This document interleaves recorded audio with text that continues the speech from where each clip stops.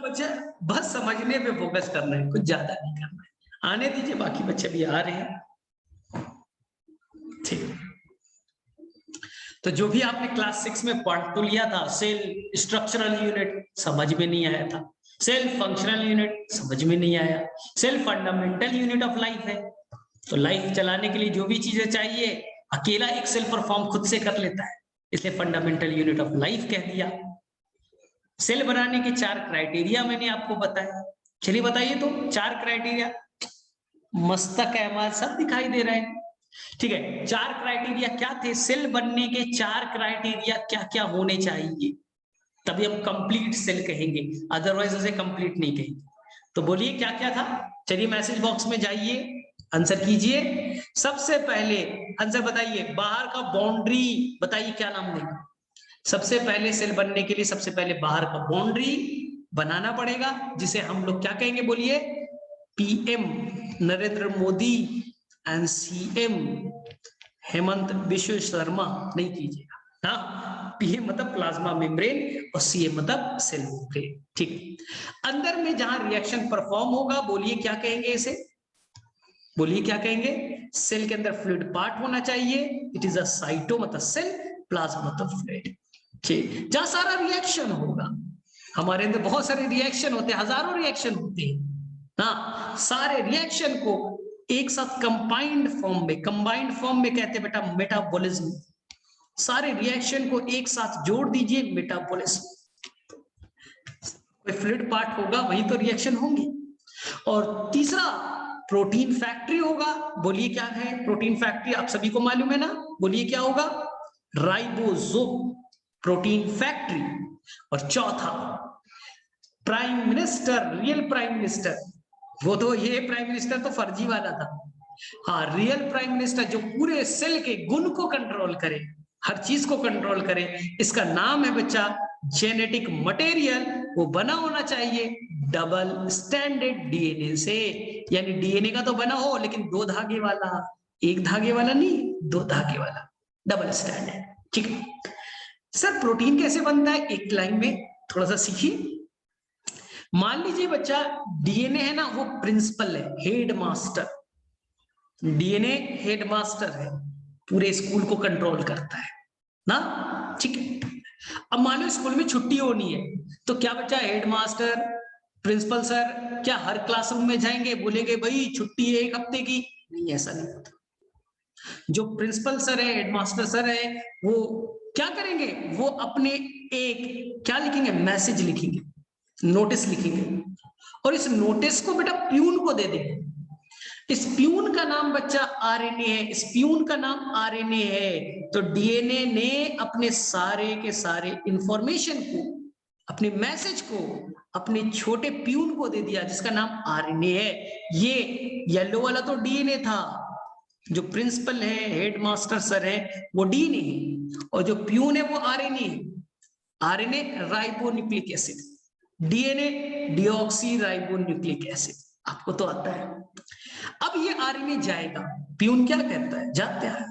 और राइबोसोम बच्चा, ये जो राइबोसोम है इसका नाम टीचर है, राइबोसोम का नाम टीचर है। अब ये आरएनए जाएगा, राइबोसोम से जुड़ेगा और बोलेगा मुझे हेड मास्टर सर ने भेजा है, मुझे प्रिंसिपल सर ने भेजा है आपके पास। किस लिए? तो देखिए ना, इंफॉर्मेशन दिया है, कुछ आपको मैसेज देने के लिए बोला है। तो राइबोसोम यानी टीचर इस मैसेज को पढ़ेंगे और उसी मैसेज के अकॉर्डिंग प्रोटीन बना देंगे, उसी मैसेज के अकॉर्डिंग प्रोटीन बना देंगे। हाँ, उसी मैसेज के अकॉर्डिंग प्रोटीन बन गया, ठीक है। तो आपको समझ में आया कैसे डीएनए काम करता है? डीएनए पहले आरएनए बनाता है, आरएनए राइबोसोम से जाके जुड़ता है, और राइबोसोम उसी अकॉर्डिंग बेटा प्रोटीन बना देगा, जिससे हाइट बढ़ जाए। उसी प्रोटीन बनाया जिससे आपका चेहरा का कलर बन जाए, वो प्रोटीन बनाया जिससे आपका बाल का कलर बन जाए, आपका हाइट बन जाए। हर चीज को कंट्रोल करने के लिए अलग अलग यहाँ पास डीएनए के पार्ट होते हैं बच्चा, जिसे आप जीन कहते, पढ़ा था ना, जीन, जीईएनई। आपके अंदर में लगभग 30,000 जीन है, एक ह्यूमन बीइंग के अंदर बच्चा 30,000 जीन है। हर जीन आरएनए बनेगा, आरएनए से प्रोटीन बनेगी और वो प्रोटीन ही जाकर के हमारे कैरेक्टर को डेवलप करेगा। ठीक है, तो गाइड कौन किसने किया? डीएनए, डीएनए ने। समझ में आया? चलिए, तो सेल बनाने के 4 क्राइटेरिया आप सभी बच्चों को बहुत अच्छे से आए। अब एनसीईआरटी का एक डिफिकल्ट लाइन, अगर कोई स्ट्रक्चर सेल से छोटे से बना है, मतलब उसमें कंप्लीट सेल से नहीं बना है, सेल के क्राइटेरिया को नहीं मानता, तो वो लाइफ को नहीं चला सकता, इंडिपेंडेंट एग्जिस्ट नहीं कर सकता। समझते क्या कहता है? समझते वो बच्चा कहने की कोशिश कर रहा है। आपके एनसीईआरटी इस चीज को एक शॉर्ट फॉर्म में, एक क्लू के फॉर्म में, एक मिस्ट्री के फॉर्म में लिखती है। वो वायरस के बारे में कहा गया। जो वायरस होते हैं बच्चा, उसके स्ट्रक्चर को देखें। वायरस के अंदर में कोई प्लाज्मा मेम्ब्रेन नहीं होता, कोई प्लाज्मा मेम्ब्रेन नहीं होते, कोई सेल मेम्ब्रेन नहीं होता। हाँ, प्लाज्मा मेम्ब्रेन, सेल मेम्ब्रेन नहीं होते बच्चा। वहां पर बेट एक हार्ड कवरिंग होता है प्रोटेक्शन के लिए, एक हार्ड कवरिंग होता है प्रोटेक्शन के लिए, जिसे कहते हैं बेटा कैप्सिड, जिसे कहते हैं बच्चा लोग कैप्सिड। ये कोई प्लाज्मा मेम्ब्रेन नहीं है, ये बस प्रोटेक्शन देने के लिए। जो प्रोटीन का बना है, जो प्रोटीन का बना है, सर प्लाज्मा मेम्ब्रेन किस चीज का बना होता है? हम पढ़ेंगे डिटेल से। वो कुछ लिपिड प्रोटीन से मिलने से बना होता है, प्लाज्मा मेम्ब्रेन अलग चीज है। तो वायरस में प्लाज्मा मेम्ब्रेन नहीं है। वायरस के अंदर साइटोप्लाज्म भी नहीं है, फ्लूइड पार्ट नहीं है, तो कोई रिएक्शन परफॉर्म कर पाएगा क्या? साइटोप्लाज्म नहीं है, कोई रिएक्शन करेगा क्या? नहीं करेगा। अरे वायरस के अंदर राइबोसोम भी नहीं है, क्या प्रोटीन बनाएगा? क्या बच्चा प्रोटीन बना पाएगा? सर नहीं बना पाएगा। हाँ, लेकिन वायरस के अंदर में जेनेटिक मटेरियल है। वायरस के अंदर बच्चा जेनेटिक मटेरियल है, जीएम, जिसे मैंने कहा था जेनेटिक मटेरियल है। लेकिन बच्चा यहाँ पर थोड़ा कंफ्यूजन है। जेनेटिक मटेरियल कैसा बना होना चाहिए? अभी क्या बताया था? एक कंप्लीट सेल के लिए जेनेटिक मटेरियल डीएनए का बना हो, वो भी 2 धागे वाला, डबल स्टैंडर्ड। लेकिन वायरस के अंदर जेनेटिक मटेरियल है, कुछ वायरस में ये आरएनए के बने हुए हैं, वही बच्चा प्यून वाले से प्यून को बना दिया, और कुछ में बच्चा डीएनए से बने। तो वायरस में ये डीएनए वाला रूल भी नहीं लगा, इसलिए वायरस को सेल नहीं मानते। वायरस को सेल नहीं मानते बच्चा। सेल का गुण था प्लाज्मा मेम्ब्रेन, वायरस बोलेगा नहीं। सेल का गुण था साइटोप्लाज्म, नहीं है। सेल का गुण था राइबोसोम, नहीं है। सेल का गुण था डबल स्टैंडर्ड डीएनए, बोलता है कुछ में तो होगा ही नहीं डबल स्टैंडर्ड डीएनए, आरएनए होंगे। इसलिए वायरस को हम लोग कहते हैं बेटा नॉन सेलुलर। आज से याद रखिएगा, नॉन सेलुलर, नॉन सेलुलर, या बच्चा ए सेलुलर कहेंगे, ए सेलुलर कहेंगे। तो बताइए, अगर सेल से बना ही नहीं तो क्या लिविंग मानेंगे? क्या बच्चा सेल से बना ही नहीं है तो क्या इसे लिविंग मानेंगे? क्या सेल से नहीं बना है तो इसे हम लोग नॉन लिविंग मानेंगे।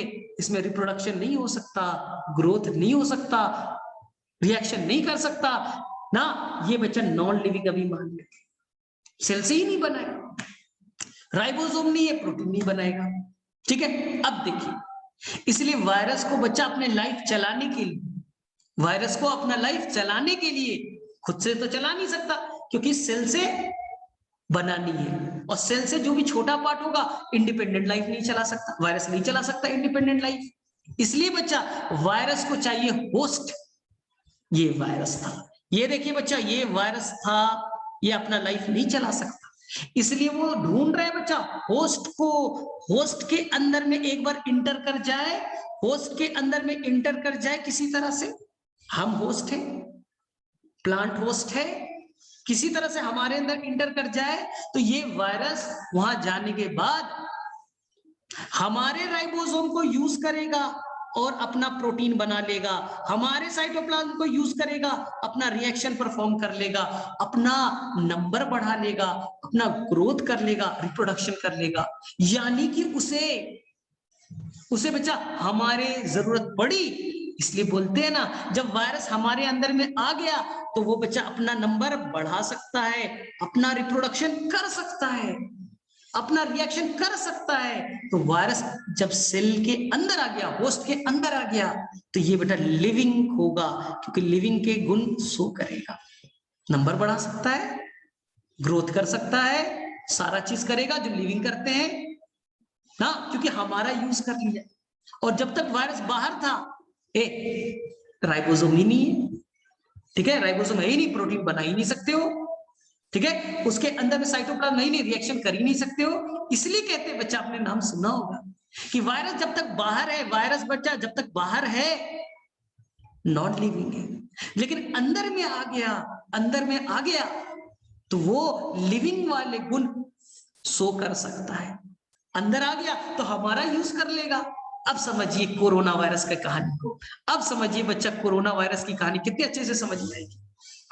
जब तक बच्चा कोरोना वायरस, जब तक बच्चा कोरोना वायरस बाहर था, जब तक कोरोना वायरस बाहर था, क्या नंबर बढ़ा सकता था?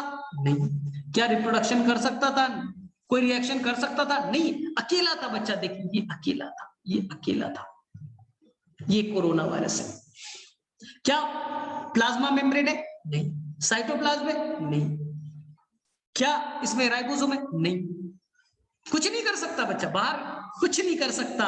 जेनेटिक मटेरियल है, आज होमवर्क दे रहा हूं, जेनेटिक मटेरियल ढूंढिएगा बच्चा। यहाँ का जेनेटिक मटेरियल आरएनए है, डीएनए नहीं है बच्चा। बोला था ना कुछ वायरस में जेनेटिक मटेरियल आरएनए होंगे, कोरोना वायरस में आरएनए डीएनए भी नहीं।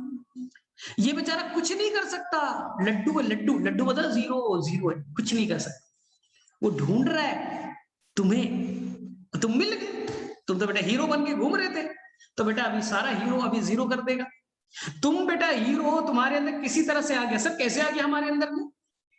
तुम बाहर गए, हवा में था कोरोना वायरस, सांसें ली, अंदर आ गया। अंदर आने के बाद में वो क्या करेगा? तुम्हारे लंग्स के सेल को बचा, ठीक है परवेश, वार्निंग दे रहा हूं, देखो तुम्हारे लंग्स के सेल को, तुम्हारे लंग्स के ऊपर में बच्चा रिसेप्टर है, देखो ये रिसेप्टर बना रहा हूं, ये रिसेप्टर है, ये रिसेप्टर है, तुम्हारे लंग्स के ऊपर में कुछ रिसेप्टर है। वो रिसेप्टर क्या करेगा? कोरोना वायरस को वेलकम करेगा। कोरोना वायरस आप आइए, आपका मैं वेट कर रहा था, अब कहां थे भाई ना। तो कोरोना वायरस के अंदर भी ये बेटा नॉब लाइक स्ट्रक्चर था, ये नॉब लाइक स्ट्रक्चर था, आपके अंदर रिसेप्टर था। जैसे बेटा उसके पास की है, आपके पास लॉक है, फिट हो गया तो खुल गई चाबी, लॉक खुल गया, बस यही कहानी। आपके लंग्स के सेल में बच्चा रिसेप्टर है, किडनी में नहीं है, ब्रेन में नहीं है, लीवर में नहीं है, और नहीं है, केवल लंग्स के सेल में वो रिसेप्टर है जो उसका वेलकम कर दिया तो कोरोना वायरस अंदर आ गया। बोले तुम इन्हें वेलकम करके बुलाया है ना? बोले ठीक, आ जाओ भाई, आ गया अंदर, आ गया अंदर, ठीक है। सर इस रिसेप्टर का कोई और काम होता है क्या? साइंटिस्ट को नहीं मालूम, अभी तक नहीं मालूम। बस हमारे अंदर में प्लाज्मा मेम्ब्रेन पे कुछ रिसेप्टर होते हैं, ये रिसेप्टर ने बाइंड कर लिया वायरस से और उसको अंदर बुला लिया, वायरस अंदर आ गया। और वायरस बोलेगा देखो भाई मेरे पास में जेनेटिक मटेरियल है आरएनए वाला, तो तुम्हारा सेल बोलेगा टेंशन क्यों लेते हो, मेरे पास राइबोसोम है, मेरे पास साइटोप्लाज्म है, मेरा यूज कर लो ना।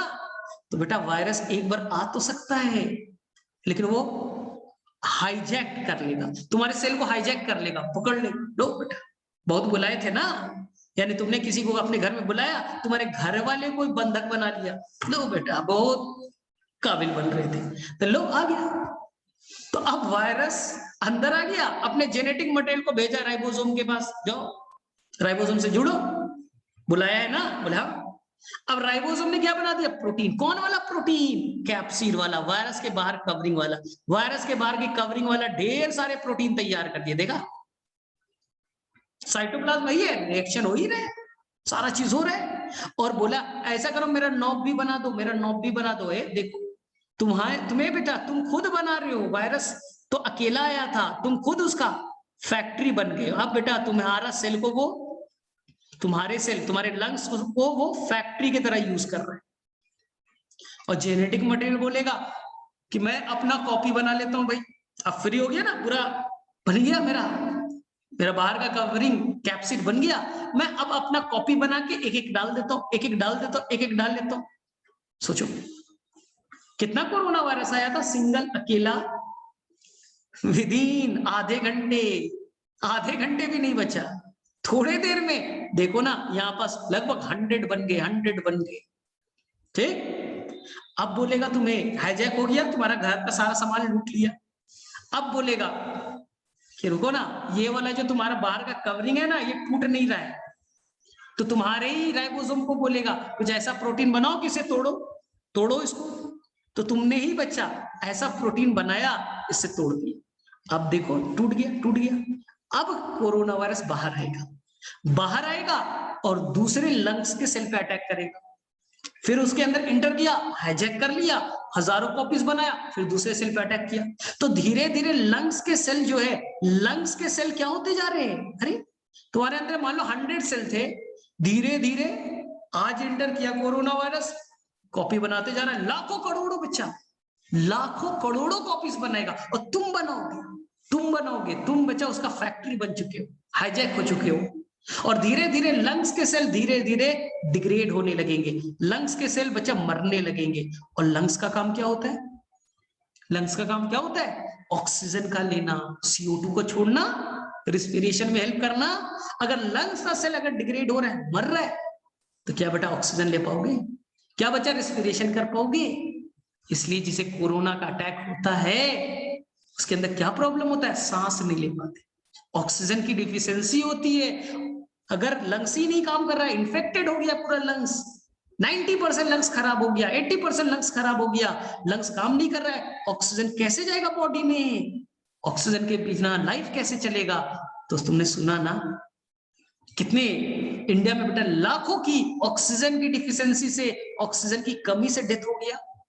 तुमने फिगर देखा होगा, न्यूज़पेपर में आए थे 3 महीना पहले, 4 महीना पहले, दिल्ली में बचा हॉस्पिटल से बाहर हजारों लोग बैठे पड़े हैं, उनको ऑक्सीजन नहीं मिल रहा है, ऑक्सीजन सिलेंडर नहीं मिल रहा है, क्योंकि लंग्स ही खराब है, लंग्स से नहीं तो ऑक्सीजन कैसे देगा, जबरदस्ती ऑक्सीजन देना है, हाँ जबरदस्ती ऑक्सीजन देना है, क्योंकि लंग्स अपनी ताकत से खींच नहीं पा रहा है, लंग्स ताकत से खींचता था ना, अब जबरदस्ती दो, वेंटिलेटर मशीन चाहिए, लंग्स तो खराब हो गया, जबरदस्ती ऑक्सीजन डाला जाए, कितने लाखों लोग मर गए। यही कॉन्सेप्ट था बच्चा कोरोना वायरस का, अकेला आया था, अब देखो ग्रोथ भी किया, रिप्रोडक्शन भी किया, सारा रिएक्शन मजे से कर रहे हैं, तुम्हें पूरा नुकसान पहुंचा रहा है, तो अब हो गया ना लिविंग। ठीक है, तो तुम बोलोगे सर हमारे अंदर रिसेप्टर कहां से आ गया सर, ये रिसेप्टर अगर हटा दे तो बच जाओगे। तो रिसेप्टर कैसे हटा दे, अरे तुम्हारे अंदर तो करोड़ों सेल है, क्या करोड़ों सेल का लेकर रिसेप्टर हटाते रहोगे। तो सर ये हमारे अंदर में कैसे अटैच हो गया, पहले क्यों नहीं होता था, ये बहुत अच्छा क्वेश्चन है, ये बहुत अच्छा क्वेश्चन है कि सर पहले कोरोना वायरस जो था वो हम पे अटैक नहीं करता था क्या? ध्यान से सीखो, बहुत अच्छी कहानी है, मजेदार कहानी, बहुत मजेदार कहानी, बहुत मजेदार कहानी है, ध्यान से सुनो। ये बच्चा कोरोना वायरस, पहले बेटा कोरोना वायरस ऐसा था, कोरोना वायरस बहुत पहले का वायरस है, आज का नहीं है, इसलिए नाम देते हैं न्यू कोरोना वायरस, इन कोविड। ये पुराना वायरस है बच्चा, ये वायरस में देखो नॉब ऐसा था, देखो क्रॉस लाइक है ना, और ये बच्चा बैट्स के ऊपर में, चमगादड़ के ऊपर अटैक करता था, किसके ऊपर में, चमगादड़ के ऊपर में, बैट्स के ऊपर में। टाइम है ना, कितना टाइम है भाई, तुम्हारी नेक्स्ट क्लास कब से है, नेक्स्ट क्लास कब से है, कोई बता दे टाइमिंग, क्योंकि मुझे थोड़ा सा लेना पड़ेगा। नेक्स्ट क्लास जो होगी यानी थर्ड क्लास होगी कितने बजे से, 11 o'clock, तो ठीक है, मुझे 5 मिनट्स 10 मिनट्स दे दो, ठीक है, बस इनफ। हाँ, ये बेटा किस पे अटैक करता था, बैट्स पे। सर क्यों, देखो ये बैट्स का सेल बच्चा, बैट चमगादड़ का ये सेल था, और चमगादड़ के सेल में ऐसे थे बेटा रिसेप्टर, ऐसे थे रिसेप्टर जो रिसीव करने वाला है, तो कोरोना वायरस आता था, इस रिसेप्टर पे फिट हो जाता था और जाता था किसके अंदर, बैट्स के अंदर में इंटर कर गया, क्यों, क्योंकि कोरोना वायरस का रिसेप्टर पहले कहां था, बैट्स में, चमगादड़ के सेल के अंदर, चमगादड़ का लंग्स था, उसके अंदर अटैक करता था।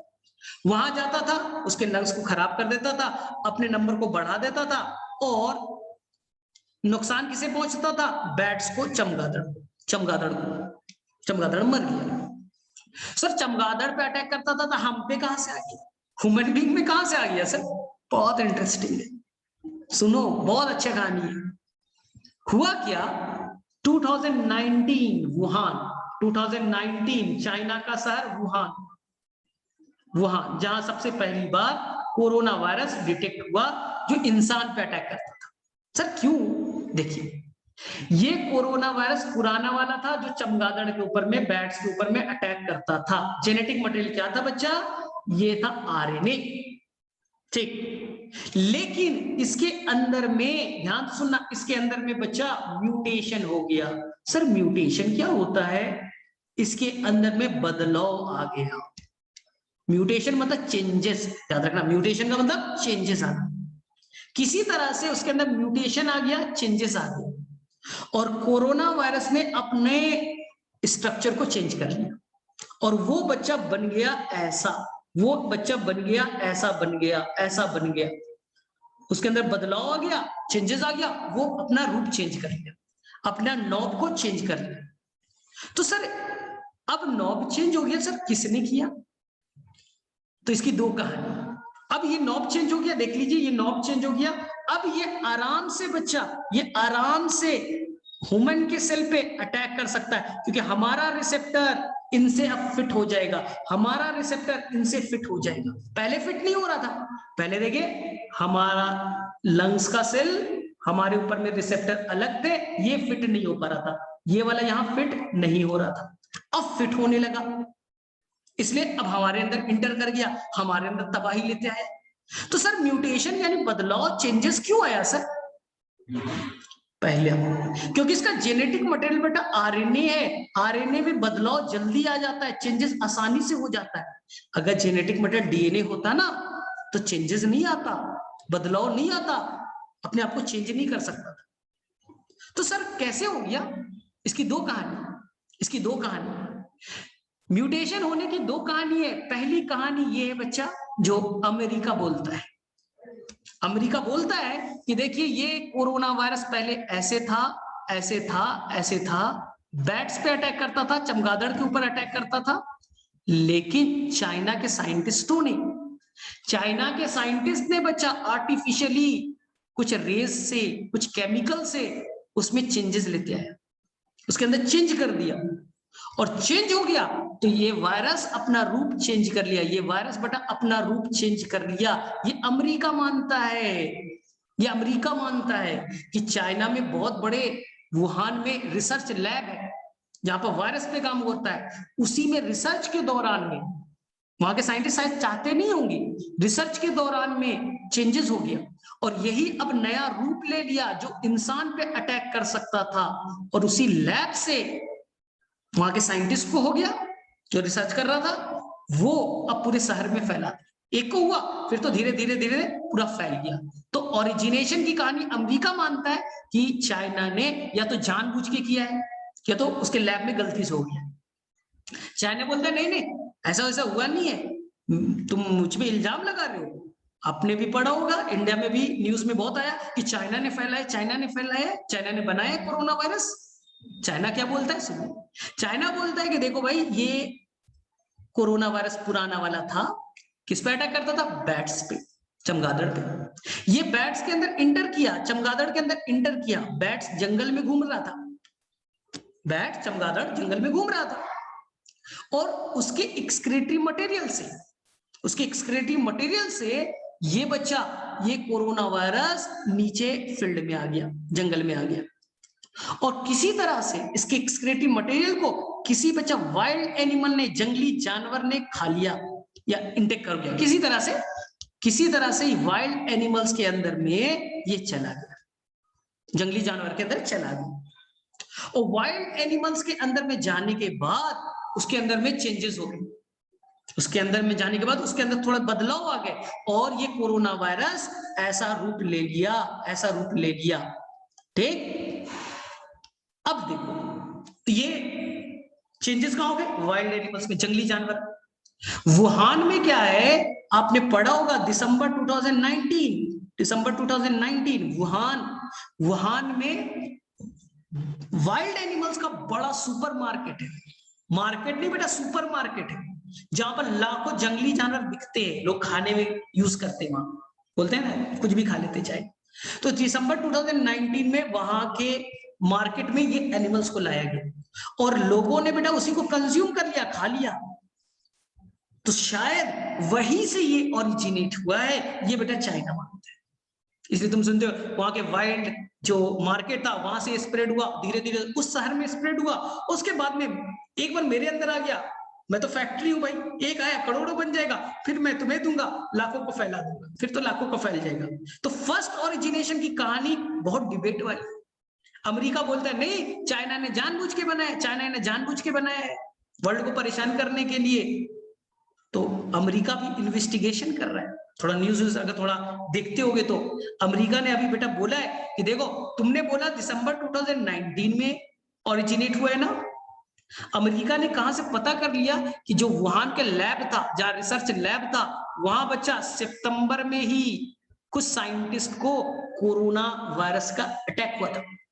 सितंबर अगस्त में हुआ था, यानी कि मेरी थ्योरी सही है, यानी कि वो साइंटिस्ट रिसर्च कर रहे होंगे, या तो गलती से बन गया होगा कोरोना वायरस, म्यूटेशन हो गया होगा कोई रेस से, केमिकल से, और वो साइंटिस्ट में आ गया। साइंटिस्ट अब बाहर गया, वहां से फैल गया होगा, क्योंकि उन्होंने बोला है कि वैसे लक्षण सिम्टम कोरोना वायरस के वहां के साइंटिस्टों में देखने को मिला था। कब? सितंबर में। तो ये वर्ल्ड का एक डिबेट वाला इश्यू है। आपका काम है साइंटिफिक स्टडी करना, आपका काम डिबेट में नहीं जाना, लड़ाई झगड़ा नहीं करना, आपका बस ये कि कैसे उसमें बदलाव है, कैसे चेंजेस होते गए। हाँ, तो इसलिए आप समझ में आया, कोरोना वायरस बेटा बाहर में अकेला है, अकेला है, कुछ नहीं कर सकता, लेकिन हम बेटा होस्ट है, आइए, वेलकम कर रहे हैं, वेलकम कर रहे हैं, आइए भाई, वेलकम कर दिया, आ जाइए ना, मेरे ऊपर अटैक कीजिए और अपना फैक्ट्री बना लीजिए, करोड़ों बना लीजिए, और एक बार तुम्हारे अंदर करोड़ों बन गए तो फिर बेटा तुम स्प्रेड करते जाओ। तो यही कहानी थी। चलो अब बताओ किसे किसे मजेदार लगा, कुछ समझ में आया? अब किसी का मानना है बेटा म्यूटेशन अपने आप हुआ, जैसे मैंने चाइना वाली कहानी बताई और मैंने अमेरिका की भी कहानी बताई, आर्टिफिशियल ह्यूमन बीइंग ने किया, साइंटिस्टों ने किया, तो दो कहानी है, ठीक है। ठीक है, तो मेरे में से आपको बेटा कुछ साइंटिफिक समझ में आया है, तो यही बच्चा पढ़ाई है, और हमें वायरस पूरा एक चैप्टर पढ़ना है। सबसे बड़ा चीज है वायरस एक चैप्टर, कितना बोरिंग लगता, वायरस की कहानी में ऐसे ही बताता, बड़ा बोरिंग लगता, लेकिन अब समझ में आया वो वायरस बेचारा मजबूर है, उसके पास सब प्रोटीन है ही नहीं बनाने वाला फैक्ट्री, इसलिए हम पे अटैक करता है, इसलिए वो हम पे अटैक करता है, लाइफ नहीं चला सकता। अब बताओ बच्चा, ये एनसीईआरटी का लाइन जो तुम्हें अब समझ में आया सभी को, अब पढ़िए, anything less than a complete structure of a cell, जो भी स्ट्रक्चर सेल से अगर छोटा है ना, वो does not ensure independent living, जैसे वायरस इंडिपेंडेंट लाइफ नहीं चला सकता, उसे हमारी जरूरत पड़ेगी ही पड़ेगी, तो मजबूरी में अटैक करे, कैसे भी अटैक करे, हम पर अटैक करेगा तभी वो सरवाइव करेगा, क्योंकि वो anything less then complete structure, वो सेल से नहीं बना है, सेल से के पार्ट से नहीं बना है, प्लाज्मा मेम्ब्रेन वगैरह नहीं है, लेकिन ये बच्चा आराम से अपना लाइफ चला रहा है क्योंकि सेल से बना है। तो आप समझ में आया एनसीईआरटी का लाइन? तो आपका बच्चा एक ही होमवर्क है आज का, chapter number 8 cell unit of life, इसका पीडीएफ मैं आपको सेंड कर दूंगा, ये भी भेज दूंगा, ठीक है। उसके बस एक पेज, चल दो पेज पढ़ के आइएगा, एक फर्स्ट वाला एक सेकेंड वाला, बस 2 पेज पढ़ के आइएगा, सेकेंड डे हम इस पर डिटेल डिस्कस करेंगे, जब मैं बताऊंगा पहली बार सेल को रॉबर्ट हुक ने देखा, आपको आता है, उन्होंने डेड सेल को देखा था, तो पहली बार ल्यूएन हुक ने लिविंग सेल को देखा, ठीक है। तो सेल थ्योरी स्लीडन एंड स्वान ने दी थी, क्या बातें की थी, इसमें है बच्चा, इसमें है, लेकिन आज तो टाइम ओवर हो गया। देखिए रॉबर्ट हुक का फिगर आपको दिखेगा ना, हनीकॉम्ब लाइक स्ट्रक्चर पे, ल्यूएन हुक का नाम आपने सुना होगा, बहुत मजेदार है, आगे आगे बचा हुआ, रॉबर्ट ब्राउन का नाम आपने सुना होगा, ये सब सारी चीजें हैं, हम लोग पढ़ेंगे, स्लीडन एंड श्वान का नाम सुना होगा, तो हम लोग नेक्स्ट क्लास में करेंगे। चलो ठीक है, तब तक के लिए बाय बाय। चलो मेरे में से किसे किसे समझ में आ गया, एक बार फटाफट हैंड रेस कीजिए और लीव आउट हो जाइए, सेकेंड क्लास का वेट कीजिए, ठीक है ना, हम लोग पढ़ेंगे। चलिए आज तो इंट्रो पार्ट था। ठीक है, ठीक है। हाँ, नोट्स ये मिल जाएगा, ये पीडीएफ अभी तुम्हें 5 मिनट में मिल जाएगा, तो टेंशन मत। ये पीडीएफ आपको 5 मिनट में दे दिया जाएगा। चलो ठीक है, ठीक है, ठीक है। चलो जाओ, नेक्स्ट क्लास के लिए 5 ही मिनट बचा है, थोड़ा पानी वानी पी लो। ठीक है, बाय बाय।